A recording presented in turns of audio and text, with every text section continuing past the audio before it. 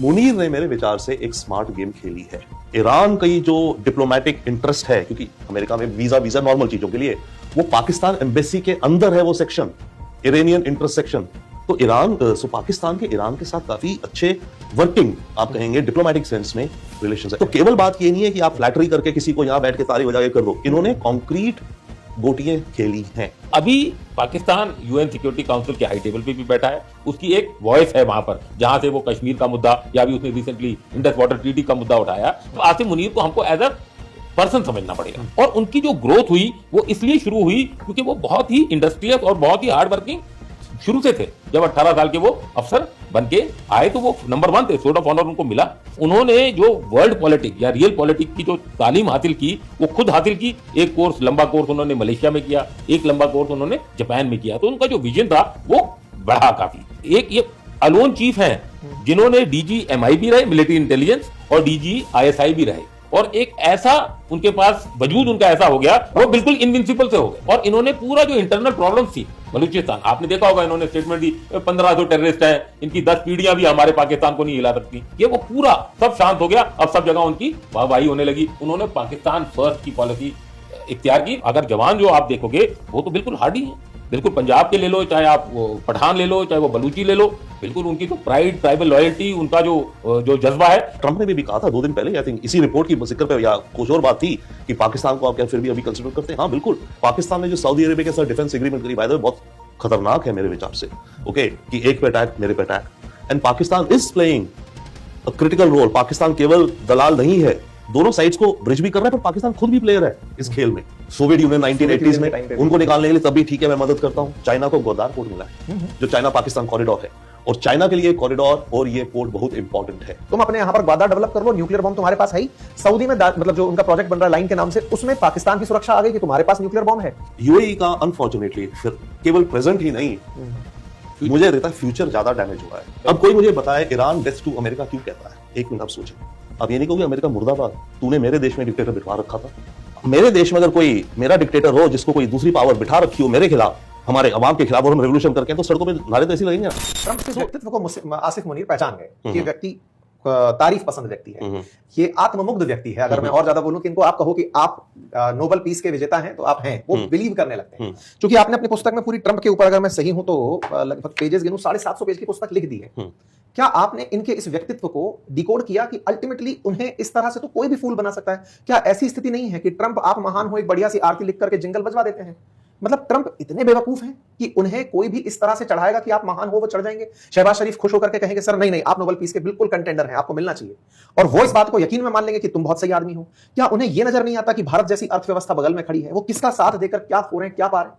आज व्यापारियों को लेकर के चाइना पहुंचते हैं, खुद की अपनी बड़ी जीत दिखाते हैं। उन व्यापारियों को पाकिस्तान की नहीं भारत की जरूरत है, वो भारत के कंपैरिजन में पाकिस्तान को विश्व पटल पर लेकर चलते हैं। कैसे देखते हैं आप इसको? Couple of things. वन, मैं कहूंगा, और एक होता है नो दाई एनिमी।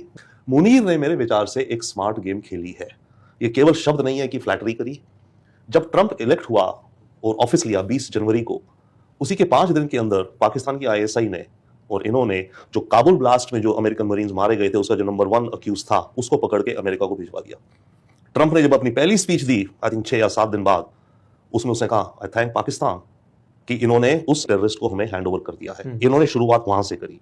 सेकेंड, जो क्रिप्टो करेंसी की बात हो रही है, ट्रंप ने 6 महीने पहले इलेक्शन से क्रिप्टो में इसको इतना पोटेंशियल दिखता है, जिसमें ट्रंप है, इसका बेटा है, दोनों एरिक और डॉन, छोटा बेटा भी बैरन भी है, और स्टीव विटकॉफ जो इसका पार्टनर, रियल एस्टेट, बडी, गोल्फिंग और हर जगह तो है, स्टीव विटकॉफ का बेटा जैक, वो भी पार्टनर है उस कंपनी में जिसका नाम है वर्ल्ड लिबर्टी फाइनेंशियल। पाकिस्तान ने उस कंपनी के आसपास घूम घमा करके अपने नेटवर्क निकाले। बेनांस एक और क्रिप्टो एक्सचेंज था, उसका एक फाउंडर था जो कि उसकी भी अलग कहानी है, उसके थ्रू इन्होंने उस कंपनी के साथ नेटवर्क बनाया। एंड ऑलमोस्ट जब पहलगाम हुआ या उससे पहले की बात है, अबू धाबी में एक बड़ी क्रिप्टो करेंसी कॉन्फ्रेंस होनी थी जिसमें एरिक ट्रंप डायरेक्ट आया Abu Dhabi, but Steve Witkoff Pakistan गया। पाकिस्तान ने एक एजेंसी बनाई, पाकिस्तान क्रिप्टो काउंसिल, और उसे इनवाइट किया गया कि आप हमें क्रिप्टो में एडवाइस कीजिए, how to create a crypto infrastructure in Pakistan. Steve Witkoff आया वहां पर, वो पहली बार हुआ कि उसको मुनीर से मीटिंग करवाई गई, शहबाज शरीफ से कराई गई, पूरा रेड कारपेट लेकर दिया गया। उसमें हुआ कि पाकिस्तान क्रिप्टो को, डिजिटल एसेट्स को अपनी अप्रूव करेगी रेगुलेटरी मैकेनिज्म से, उसमें उनको ज्यादा कुछ कमाई नहीं हुई। एक कंसल्टिंग सा कॉन्ट्रैक्ट हुआ, प्री पेमेंट करीब $20 मिलियन का, पर वो एक एंट्री बन गई। ये बात रिश्वत की पहली खेप चली गई है ना। देन नेक्स्ट जो इन्होंने स्टेप किया, जब ये जून में गए जो व्हाइट हाउस में, तो वो एंट्री बन गई through the Witkoff family.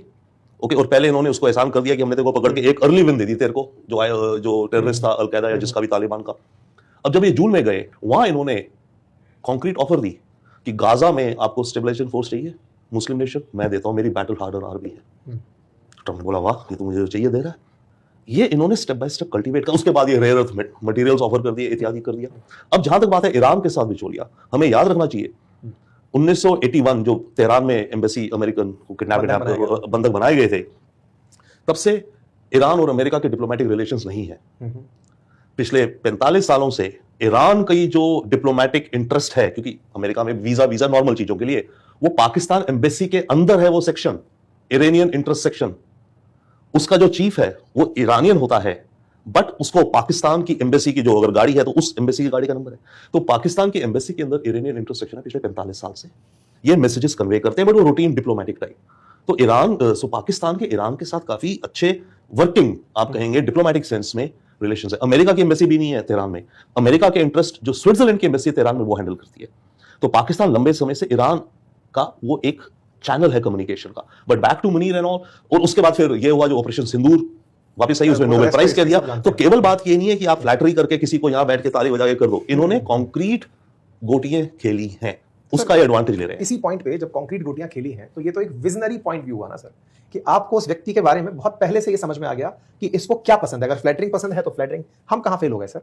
Pakistan का जो डिप्लोमेटिक रीच था, पाकिस्तान का जो वेस्टर्न मीडिया के साथ जो इंटरफेस था, वो बहुत अच्छा था बनस्पत इंडिया के। तो एक तरह से मुनीर ने उसको कैपिटलाइज किया है। जैसे साहब ने भी बताया इसको कि उन्होंने वो सेटिंग तो कर दी थी, चाहे वो विटकॉफ फैमिली के थ्रू हुआ हो, चाहे वो उनको नोबेल पीस प्राइज देने की बातचीत हो। बट क्योंकि अभी पाकिस्तान यूएन सिक्योरिटी काउंसिल के हाई टेबल पे भी बैठा है, उसकी एक वॉइस है वहां पर, जहां से वो कश्मीर का मुद्दा, या भी उसने रिसेंटली इंडस वाटर ट्रीटी का मुद्दा उठाया, इन सब, और इंटरनेशनल स्टेबलाइजिंग फोर्स जो गाजा में हुई, उसका फायदा उठाते हुए आसिफ मुनीर ने इसको कैपिटलाइज किया। अब आसिफ मुनीर को हमको एज अ पर्सन समझना पड़ेगा। अगर आप ये देखें तो आसिफ मुनीर का अगर आप बचपन देखें, वो रावलपिंडी में हुआ, मदरसा में एजुकेशन हुई, नॉन मिलिट्री बैकग्राउंड था, कोई ऐसा नहीं था कि फौज में जाना है। उनके जो वालिदैन थे वो तो एक स्कूल टीचर थे, बाद में प्रिंसिपल बन गए।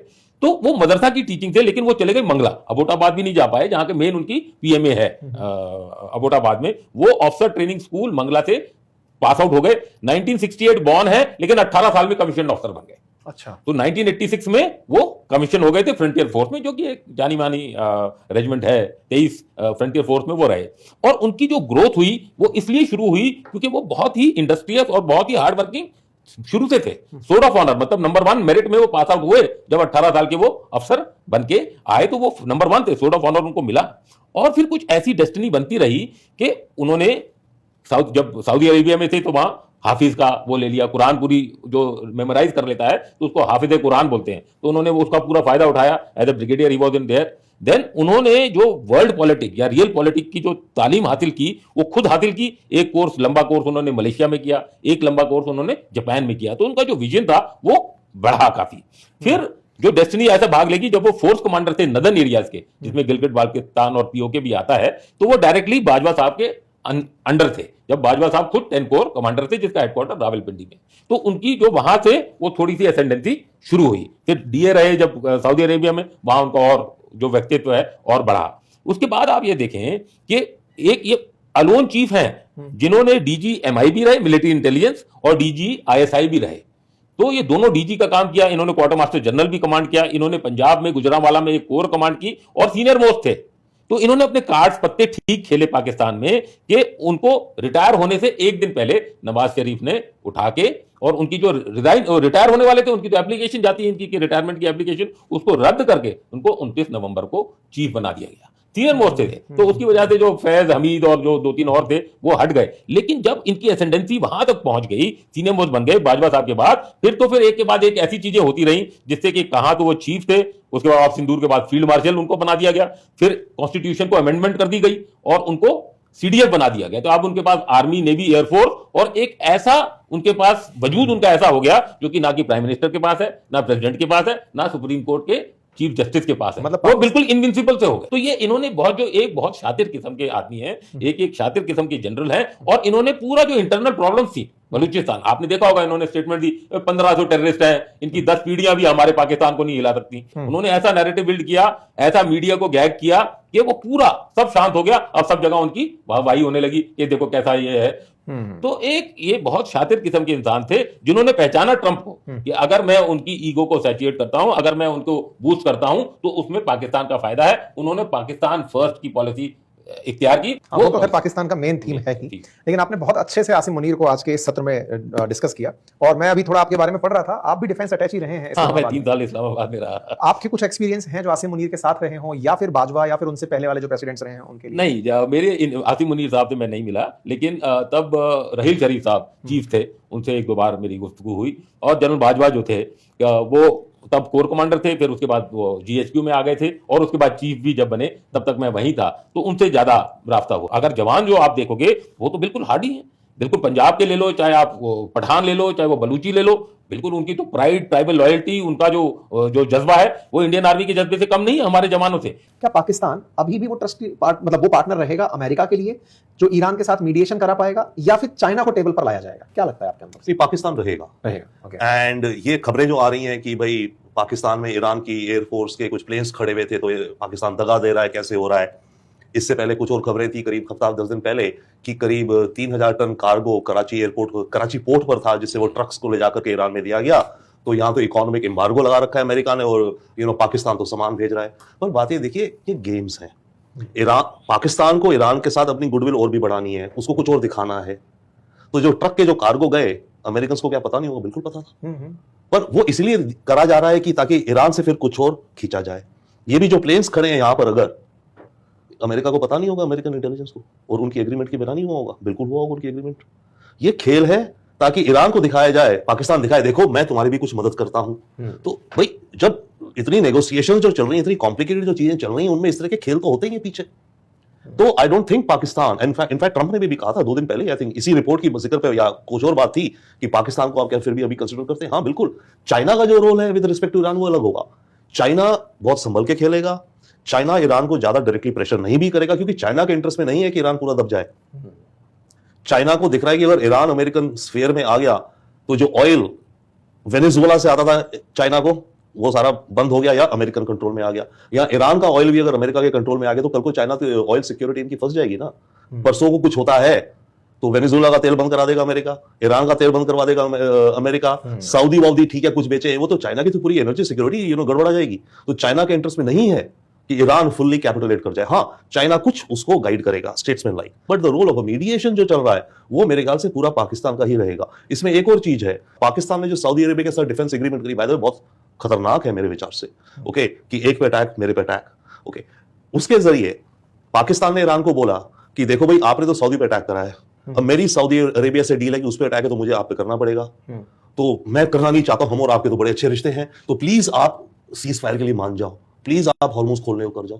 तो वो रिवर्स साइकोलॉजी खेल रहा है ना कि ईरान भाई ठीक है मैं आपसे मेरे रिश्ते हैं, मैं करना तो नहीं चाहता आप पे अटैक, पर मैं क्या करूं, आपने सऊदी पे करा तो सऊदी मेरे तो बनता है ना एग्रीमेंट, मेरे को करना पड़ेगा, तो मेरे को आप पे अटैक करना पड़ेगा, आप कुछ करो, आप कुछ कम करो। तो ये गेम्स चल रही हैं। तो पाकिस्तान का मीडिएशन रहेगा फिलहाल जो दिखता है, and Pakistan is playing a critical role. Pakistan केवल दलाल नहीं है, ओके, दलाल जैसे भी गए नेगेटिव में नहीं, मतलब पाकिस्तान मतलब दोनों साइड्स को ब्रिज भी कर रहा है, पर पाकिस्तान खुद भी प्लेयर है इस खेल में। तो केवल दलाल नहीं है, केवल दलाल नहीं, हाँ एग्जैक्टली, केवल दलाल नहीं है, खुद itself is a player Pakistan, and Pakistan has some pieces. ये उसका एक्चुअली स्ट्रेटेजिकल लोकेशन ऐसा है, एग्जैक्टली, क्योंकि वो बिल्कुल अफगानिस्तान के किनारे, एग्जैक्टली यही पॉइंट है। आई थिंक सर पाकिस्तान अपनी हिस्ट्री में अपनी ज्योग्राफी को लीवरेज किया है।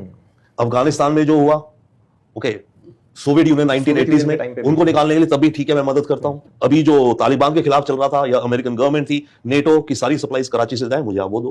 पाकिस्तान चाइना के साथ भी क्या इसका खास स्पेशल एक है, अमंग्स अदर थिंग्स चाइना को गोदार पोर्ट मिला है, जो चाइना पाकिस्तान कॉरिडोर है, और चाइना के लिए कॉरिडोर और ये पोर्ट बहुत इंपॉर्टेंट है. We can go into that later. Saudi अपना जो लाइन करके प्रोजेक्ट बना रहा है, बिल्कुल कांसिया शहर बना रहा है, जिसका परसेप्शन ये है कि मैं दुबई और अबू धाबी से नेक्स्ट लेवल बना दूंगा. दोहा भी उसी होड़ में मचा था, फीफा वर्ल्ड कप कराने निकला था. यहां पर दुबई को टॉप करते हुए देख जीसीसी कंट्रीज में एक अंदर से राइवलरी रही कि बेटा तुम्हारा दुबई तो हम सेटल डाउन करेंगे पहले, कि तुम्हारा दुबई तो उठने नहीं देंगे. बहुत बुरे हालात हैं फिलहाल के लिए दुबई में, कुछ लोगों से कनेक्शन भी बनते हैं. वही चीज करने में पाकिस्तान और सऊदी एक साथ आ गए कि ठीक है, तुम अपने यहां पर ग्वादा डेवलप कर लो, न्यूक्लियर बम तुम्हारे पास है ही. सऊदी में मतलब जो उनका प्रोजेक्ट बन रहा है लाइन के नाम से, उसमें पाकिस्तान की सुरक्षा आ गई कि तुम्हारे पास न्यूक्लियर बम है. इधर यूएई को यह सुरक्षा कोई ओपनली नहीं दे रहा था. I2U2 अनाउंस तो हुआ, लेकिन भारत की तरफ से ना तो यूएई को यह कहा गया कि हम तुम्हारे साथ डिफेंस पैक्ट करते हैं, ना इजराइल ने ओपनली यह कहा कि मैं तुम्हें न्यूक्लियर बम दूंगा. यही कारण है कि सबसे ज्यादा अगर बॉम्ब किसी ने इस पूरे युद्ध में खाए हैं ईरान के बाद, तो उसका नाम यूएई है. जी, इसको मतलब रिलेट करें. मल्टीपल चीजें, डेफिनेटली वेरी इंटरेस्टिंग. ये जो आप द लाइन मेंशन कर रहे हैं, सऊदी अरेबिया का बहुत एम्बिशियस प्रोजेक्ट है, क्राउन प्रिंस का. 100 स्टोरी टॉल 2 बिल्डिंग्स, 1 किलोमीटर दूरी में 100 स्टोरीज, 200 मील तक. यूएई का अनफॉर्चुनेटली केवल प्रेजेंट ही नहीं, मुझे लगता है फ्यूचर ज्यादा डैमेज हुआ है. प्रेजेंट में ठीक है, वो अपने को वॉल स्ट्रीट ऑफ एशिया, यहाँ पर करीब 300 इन्वेस्टमेंट बैंक्स हैं, इनके जो फाइनेंशियल डिस्ट्रिक्ट है, हेज फंड्स हैं, हेडक्वार्टर्स हैं, सेफ सिक्योर शीशे की बड़ी बड़ी glamorous buildings and lifestyle expatriates. Present tourism present के लिए तो सब ठप हो रहा है. लॉन्ग टर्म में इनको जो नुकसान है ना, ये सब अपने को पोजीशन कर रहे हैं for the future. Even the crown Prince, ये लाइन प्रोजेक्ट वगैरह क्या है. सोचिए कि इस समय यूएई को जो गारंटी सऊदी को पाकिस्तान ने दी, ऐसे कंडीशन में अगर यूएई को भारत सुरक्षा ऑफर कर दे कि हम तुम्हारे साथ हैं, मतलब व्हाट इफ, मतलब ये ऐसी वाली बात है कि व्हाट इफ में आई थिंक पहली बात तो ओवरऑल में रहेगा कॉपी कैट, ऑनेस्टली, ठीक है ना. ये रहेगा पाकिस्तान सऊदी का. अब इंडिया, अच्छा हमने ऑफर करा होगा कि भाई हमें भी चाहिए, भाई अगर हम यूएई से पैक्ट करेंगे इसका मतलब हमें मदद चाहिए. सऊदी और पाकिस्तान में तो दोनों को मदद चाहिए. मेरे बेटा है, मुझे बताया. अब हम करेंगे, कोई कैंप में नहीं बैठना चाहते.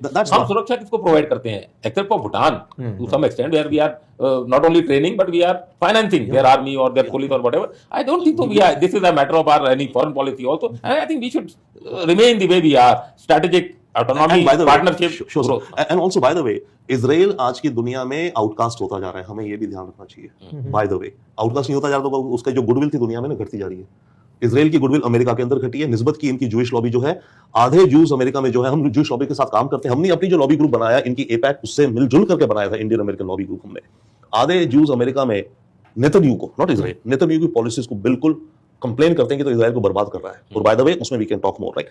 यूरोप में स्पेन, आयरलैंड, नॉर्वे, जो इंटरनेशनल कोड ऑफ आईसीसी में जो नेतन्याहू के अगेंस्ट अरेस्ट वारंट है, और by the way arrest warrant पता है क्यों है? वॉर क्राइम क्या है नेतन्याहू का?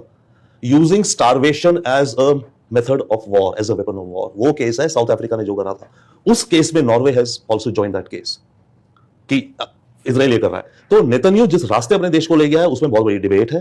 एंड इजराइल जो गाजा में कर रहा है, by the way, is genocide level crimes. I believe absolutely, सब it's out there, right now. But coming back, Netanyahu की पूरी जिंदगी की मिशन ये रहा है कि ईरान को मुझे लाइन पे लाना है. ये 92 में इलेक्ट हुआ था, और तब से ये बार बार कहता है ईरान पे न्यूक्लियर बम आ रहा है, बम आ रहा है, ईरान को हमें ठोकना है. 2012 में बोला जी 1 साल में बम आ जाएगा, लेकिन जस्ट कंप्लीट.